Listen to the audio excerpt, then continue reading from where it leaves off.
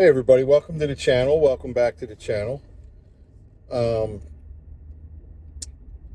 so today what I want to talk about is the inconsistent pricing that you see with Uber and Lyft, or I should say inconsistent driver pay with Uber and Lyft.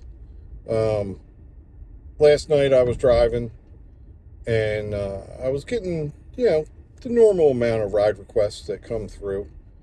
But one of the things I noticed were the pricing. Rides that generally pay $19 to $21 were paying $14 to $16.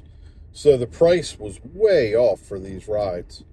Um, I took most of them anyway, simply because they were rides that, I kind of recognized where I was picking up from. I recognized where I was going.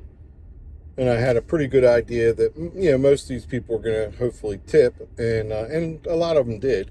So it made it a little bit better. Not as good as it normally is, but that's what I want to talk about today is the inconsistent pricing or inconsistent pay that Uber and Lyft offers drivers,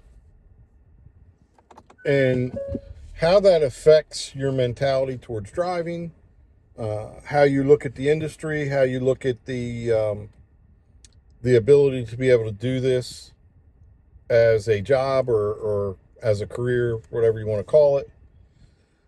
But I mean, come on, Uber, Lyft, you guys can do better. The inconsistency to what you pay drivers is just, it's like a ping pong ball all over the place. One day you might get $20 for a ride. The next day you might get $11 for a ride, and there's no rhyme or reason to it. Uber and Lyft, especially Uber's real quick to make up all kinds of excuses for it and say, oh, well, that ride was, 0.8 of a mile shorter, or that ride was 1.5 miles longer. But, I don't think that's it. I don't know what it is. I think it has to do with, it's all about the Benjamins. You know what I mean? That's what it's about. It's about how much money can Uber and Lyft extract from the passenger, and how little money can they get away with paying drivers. Um, Safety note: never park somewhere and leave your doors unlocked. I don't care who you are, never do it. So anyway, back to what I was talking about. You really wonder how they're coming up with these prices and what they're paying drivers. And the only thing I can think of, and I mean, it's probably a number of things that go into how they calculate it, is they're using some type of, they're using the artificial intelligence. We all know that. And they're using AI to learn exactly what each individual driver will drive for, what the minimum is. And they're then using that and playing all of us against each other.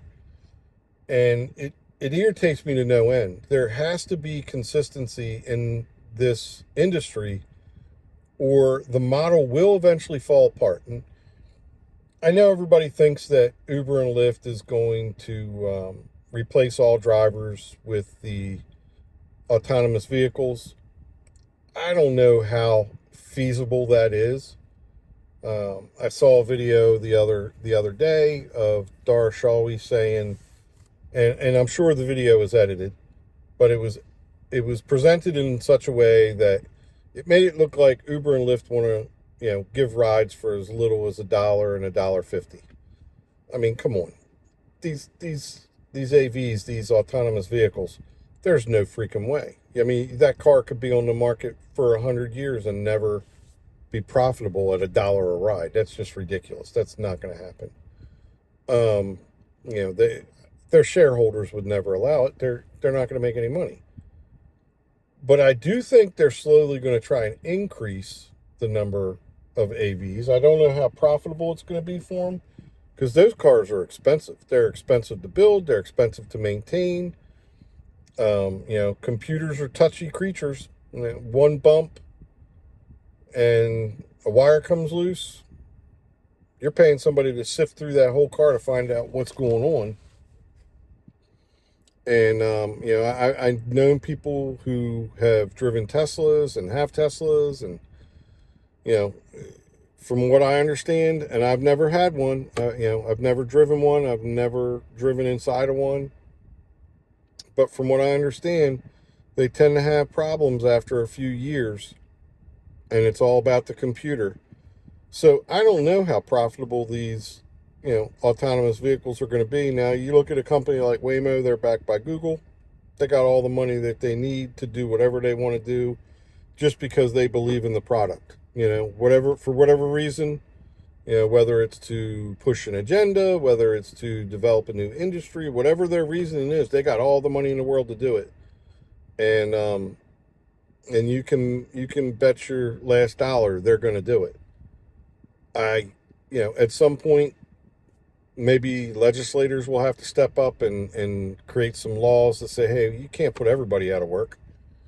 But, that's neither here nor there. Let's get back to what I wanted to talk about, which was Uber and Lyft they need to be more consistent with their pay and their pricing. Not only for us as drivers, but I mean, I can only imagine if you're a passenger and one day a ride's costing you 13 and the next day the ride's costing you 27 or 21 or whatever, even if it's just a couple dollar increase from 13 to 16, people who are Ubering and lifting back and forth to work, I don't see how they do it. If you're paying $20 to get to work and $20 to get back from work, and you're only you're only getting paid $15-20 an hour, that's 2.5 hours of work every single day that you're basically doing for free because you're paying to get back and forth from work. So I think Uber and Lyft really, really need to make an effort to come up with a model that is much more consistent than what they offer now. And from a driver's standpoint, it irritates me and it pisses me off, to be very honest with you, when I go out on one Friday night and I'm getting rides that are 18 to, on the very top end, let's say, these are all local rides. Let's say these are rides less than, 8 miles long. Getting rides from 18 to 23, $24. And then the next Friday night, you're getting these same rides going from the same areas that are 11, 13, $14. It makes absolutely no sense. And they're the same time of day. They're the same time of day. They're the same rough distance. Sure, maybe one ride is 6.5 miles and the next is 6.2. But I mean, come on. Who's really counting those little minor differences? They can't account for the drastic swing that we see in the consistency in pay. So I don't know about you guys. I'd love to hear what your comments are. I'd love to hear if where you're driving your market is more consistent. If it's less consistent, if you're seeing these rides that, one day they're $10 and the next day they're 15, whatever it may be. I want to know what other drivers are facing.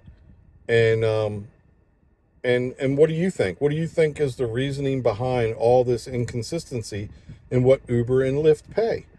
And take a minute, drop a comment down below, hit that like button, and by all means, if you could, I'd really appreciate it. You'd do me a great big favor if you could subscribe to the channel.